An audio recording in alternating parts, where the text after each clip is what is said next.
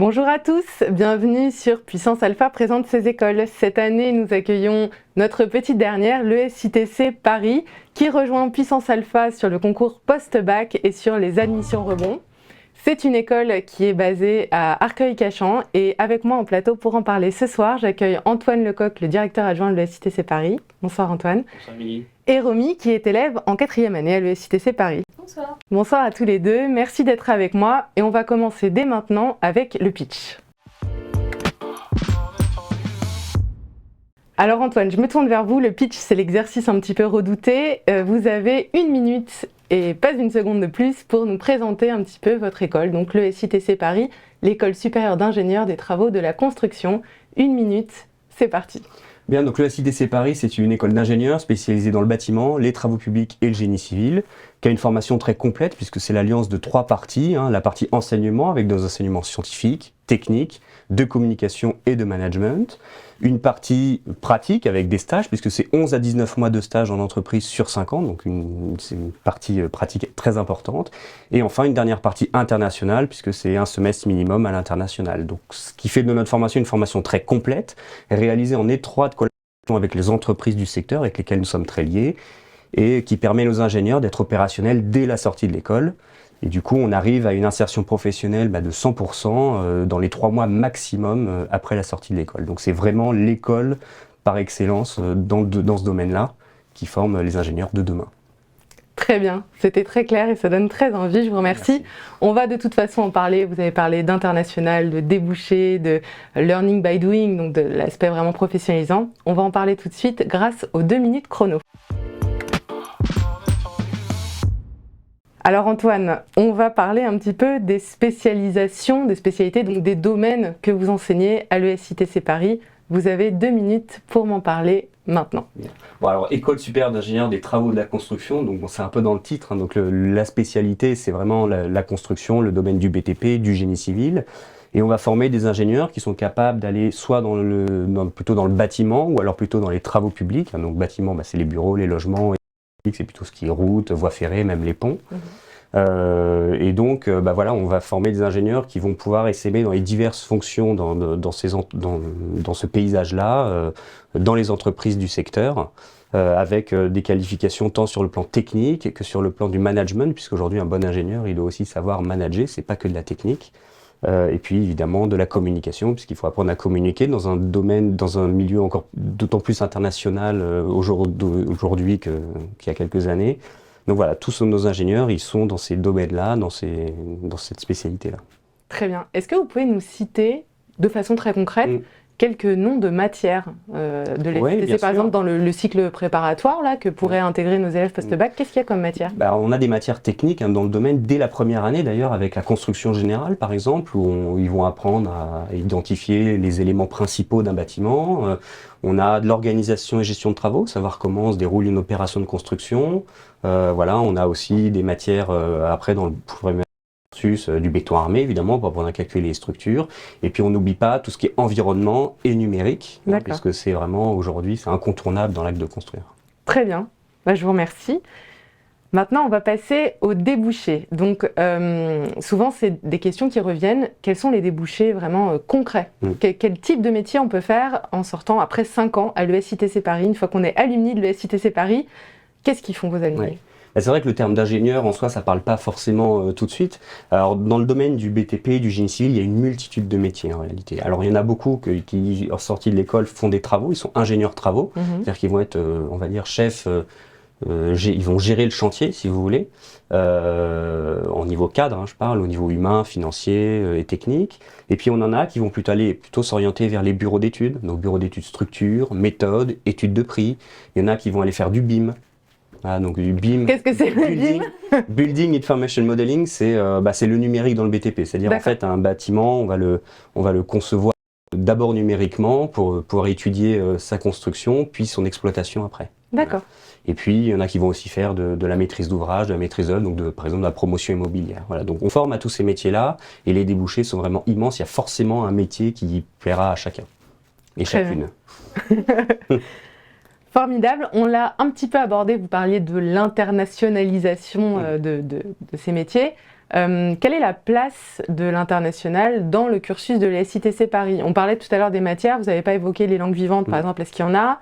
Est-ce qu'il y a des échanges, tout ça? Peut-être que Romy, on pourra en parler un petit peu après, mais quelle est la place de l'international? Alors l'international, c'est extrêmement important dans l'école, hein. Toute école d'ingénieur, de toute façon, aujourd'hui, se tourne vers l'international. Donc il y a en effet l'enseignement des langues vivantes sur les 4 premières années du cursus, avec l'anglais, bien sûr, en tête. Ouais. Voilà. On a des matières qui sont enseignées, des matières techniques qui sont enseignées en anglais aussi pour acquérir ce vocabulaire technique qu'on n'a pas forcément sur un cours de langue classique. Oui, voilà. Le plus important, c'est qu'il y a un semestre minimum à passer à l'international. Donc l'international, c'est quoi? C'est soit une université étrangère, on a plus de 24 accords des partenariats avec des universités partenaires, soit en Europe, Erasmus+, ou alors en Australie, en Malaisie, au Canada. Ou alors, ils peuvent passer ce semestre en stage, hein. Il y a de nombreux stages, et il y a 2 stages qui font un semestre, qui peuvent réaliser en effet à l'international, soit dans une entreprise française qui a une filiale à l'étranger, ou alors directement dans une entreprise étrangère. D'accord, très bien. Et c'est à quel moment dans sa scolarité? Alors c'est dans le cycle ingénieur, c'est-à-dire on fait d'abord le cycle préparatoire de 2 ans, c'est pendant le cycle ingénieur, donc les 3 dernières années où, selon les cas, selon si on veut aller en université ou en stage, voilà, c'est dans ces 3 dernières années. Très bien. Merci beaucoup Antoine. Je me tourne maintenant vers toi Romy qui est élève en 4e année à l'ESITC Paris. Alors juste rapidement, est-ce que tu peux nous parler de ce que tu fais actuellement, si tu as une majeure, enfin quel est ton domaine de spécialité à l'ESITC Paris déjà? Alors déjà moi je compte m'orienter dans la conduite de travaux, la conduite de travaux pardon, et dans le bâtiment. D'accord, ok. Donc voilà. Vous êtes beaucoup de filles dans l'école? On est un tiers dans ma promotion, mais après ça se tourne plus vers un quart. Très bien. Et alors, du coup, on parlait juste de l'international avant. Toi, est-ce que tu as déjà fait ton semestre à l'étranger ou c'est prévu pour cette année? C'est quand? Le mien arrive à partir de février de l'année prochaine. Je pars en Bulgarie. Très bien. Donc, pour un semestre. Pour un semestre, super. Avec toi, j'aimerais qu'on parle un petit peu de la vie de l'école. Donc, toi, tu y es depuis 4 ans maintenant. Est-ce que tu peux nous parler un petit peu de comment ça se passe à l'ESITC, sur le campus, peut-être la vie associative, au sein de la promo, tout ça, juste en 2 minutes, toujours, si tu peux nous parler un petit peu de la vie de l'école. Il n'y a pas de souci. Du coup, l'école, depuis la première année, on nous apprend qu'il y a 4 valeurs très importantes, la rigueur, le respect, l'engagement et l'humilité. Donc, chaque élève agit dans ce sens afin de créer un environnement sain dans l'école pour nous préparer justement à notre vie future. Il y a également beaucoup d'associations qui sont dans ce but de créer des liens entre les élèves, comme le bureau des élèves qui va permettre de créer justement le relais avec les entreprises. Donc à l'aide du forum qui est organisé pour trouver éventuellement un stage, vu qu'on en a beaucoup à l'ESITC Paris. Et puis des after-work, des soirées étudiantes, parce qu'à l'ESITC, l'amusement et le professionnalisme sont compatibles. Très bien.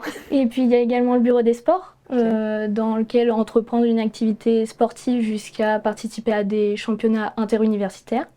Il y a aussi la ferme, qui est spéciale à l'ESITC, parce que c'est justement l'association qui vise à entretenir cette cohésion entre les élèves. On a même du coup une salle qui permet donc de profiter autour de boissons après une partie de billard ou de baby-foot. Et puis enfin, on a la junior entreprise, qui permet donc d'effectuer des missions rémunérées pour des entreprises dans le secteur. D'accord. Et du coup, toute cette envie qui est donnée du coup dans ces associations nous tous d'être épanouis et de sortir du cadre scolaire pour une durée raisonnable, je dirais. D'accord. Donc voilà. Tu dirais que ça se passe bien, quoi. Oui, c'est très agréable. Bonne ambiance, oui. Très bien, super. Et la dernière question que je souhaiterais te poser, c'est, donc toi-même, il y a quelques années, tu étais en terminale, tu te posais des questions sur ton orientation. Alors à l'époque, toi, il n'y avait pas encore eu la réforme du baccalauréat, voilà, mais si tu pouvais donner des conseils aux personnes qui nous regardent ce soir, qui n'avaient peut-être pas forcément envisagé de travailler dans une école génie civil, construction, ça, voilà, mais à des futurs candidats, si tu pouvais leur dire quelques mots, comment toi tu as fait ton choix, comment tu as recherché, comment tu t'es préparé aux épreuves, comment, tu vois, partage ton expérience, donne-nous tes conseils, tout est bon à prendre, on t'écoute. Déjà, dans un premier temps, l'important c'est de vraiment chercher justement pour arriver dans cette filière. Comme a dit Monsieur Lecoq, il y a énormément de débouchés qui sont possibles, donc on peut forcément trouver quelque chose plaira, même si tous ces métiers ne sont pas forcément très bien représentés parce que c'est un secteur d'hommes, tout ça, mais c'est pas vrai. Bah oui, moi j'imaginais vraiment les bons hommes avec leur casque, quoi, sur les chantiers, quoi. C'était ça pour moi. Et puis, à force des stages, on se rend compte que, bah non, en fait, qu'on peut très bien, en tant que femme, réussir dans ce secteur et c'est très enrichissant. Voilà, et puis après, ce que je pourrais dire aussi, c'est de ne pas hésiter à poser des questions autour de soi, que ce soit aux professeurs, après plus tard aux étudiants, parce que je pense que c'est important de justement parler de tous les sujets, que ce soit par rapport à la vie étudiante, parce qu'elle est très importante, ou alors par exemple aux professionnels qui viennent nous voir lors des conférences. C'est très Vous avez des important. interventions, enfin des Oui. intervenants, des professionnels Oui, qui viennent. lors des semaines C'est super. Vous d'entreprise. avez beaucoup de cas pratiques aussi dans le cadre de votre scolarité, Oui, des choses. avec justement des professeurs qui sont des professionnels. Du coup, ça nous permet vraiment d'avoir des cas d'études concrets et Mm. réalistes. Ils nous donnent plein d'informations sur eux, leur propre parcours. Donc ça nous permet aussi d'éviter certaines erreurs qu'on peut faire au tout début quand on n'est pas très bien informé en fait. Super. Merci beaucoup, Romy, de ce partage d'expérience. Merci Et Antoine, je me retourne vers vous. Et cette fois-ci, on va passer à la question mystère. Alors, je prends mes petites fiches. Les questions mystères, c'est donc en fait, on a compilé les questions qu'on nous pose, nous, à l'équipe Puissance Alpha, le plus souvent lorsqu'on va à la rencontre des élèves en première, en terminale. Et donc, voilà, les questions les plus fréquemment posées. Donc, j'ai 10 fiches numérotées de 1 à 10. Je vous laisse me donner un chiffre. 4. 4. Alors, qu'est-ce que vous attendez de nous dans le projet de formation motivée? Nous étant les candidats. Donc, juste, je resitue, dans Parcoursup, vous devez rédiger un projet de formation motivée par vœu. Et donc, voilà, c'est vrai que souvent, les futurs candidats nous disent, mais qu'est-ce que je mets dans le projet de formation motivée? Qu'est-ce qui peut faire que je vais faire la différence? Et que... Voilà, donc déjà, ces projets de formation motivée, est-ce que vous les lisez? Est-ce que vous y prêtez attention? Est-ce que ça compte dans l'évaluation? Et du coup, qu'est-ce que vous en attendez?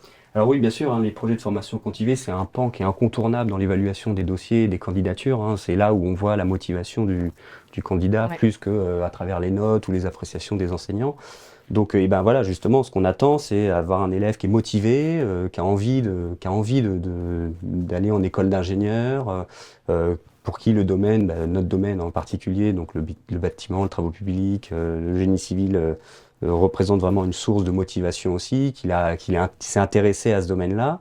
Alors, on ne demande pas forcément de l'expérience, etc., parce que de toute façon, ils sont en terminale. Oui, c'est voilà. ce que j'allais dire, je voulais Mis à rassurer mis à part quelques-uns qui ont de la famille dans le domaine et qui ont pu faire Oui, mais c'est pas le cas de tout semaine le monde, en découverte, voilà, effet, ça n'a pas de réelle importance. Hein. Vraiment, ce qui compte, c'est la motivation, puisqu'en fait, on se rend compte qu'un élève motivé, même s'il peut rencontrer des difficultés parfois sur telle ou telle matière, avec la motivation, il arrive à transcender tout ça et puis c'est parti, quoi. Donc voilà, le plus important, c'est de faire preuve de sa motivation et surtout, écrivez-la vous-même, écrivez-le vous-même, votre projet de formation. Ah, ça, je le répète chaque année. Merci de... C'est pas aux parents de l'écrire, c'est pas aux aux parents. candidats. Nous, on se fera avec... Alors, faites-le relire pour les fautes d'orthographe, s'il vous plaît, mais sinon, voilà, ce qui compte, c'est que le candidat nous parle. C'est pas, on veut que lui, quoi. Parfait. Et je précise que c'est quand même 1500 caractères, le projet de formation motivée dans Parcoursup. C'est assez court, donc il ne s'agit pas d'en écrire Voilà, des tonnes et des tonnes. Mais effectivement, en un paragraphe, on peut vraiment faire passer son envie, sa motivation, etc. Donc c'est quelque chose d'important pour vous. Oui, très important. Très bien, c'est noté. Merci d'avoir répondu à cette question. C'est déjà l'heure de la dernière question. Le plus de l'école. Alors, c'est pas une question à proprement parler, c'est je vous laisse maintenant la parole. Voilà, qu'est-ce qu'on n'a pas pu aborder, que vous aimeriez aborder? Quel est, selon vous, l'atout principal de l'ESITC Paris? Si on devait retenir une chose, selon vous, ce serait quoi? Alors, bon, on a déjà dit plein de choses sur l'école, mais c'est vrai qu'on n'a pas trop abordé le côté à taille humaine de l'école, hein, parce qu'on est sur une école finalement à effectif assez restreint, on est sur des promos de 60 à 70 élèves.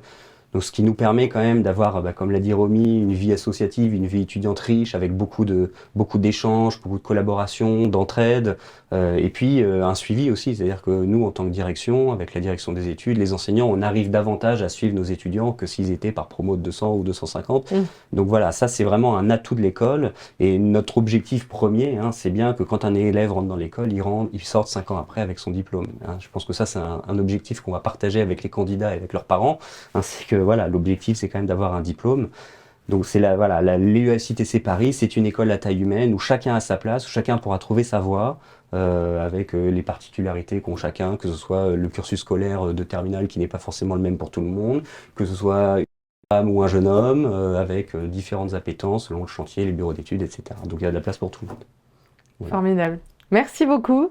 Merci d'être venus tous les deux ce soir pour présenter l'ESITC Paris qui, je le rappelle, a rejoint Puissance Alpha cette année pour le concours post-bac, donc dans Parcoursup, mais aussi pour les admissions rebonds, c'est donc pour tous les élèves qui sont déjà titulaires d'un baccalauréat et qui souhaiteraient rejoindre l'ESITC soit en première année, soit directement en deuxième année, sous réserve d'avoir validé une première année d'études scientifiques, bien entendu. Voilà. Donc bienvenue à vous et merci encore d'être venus.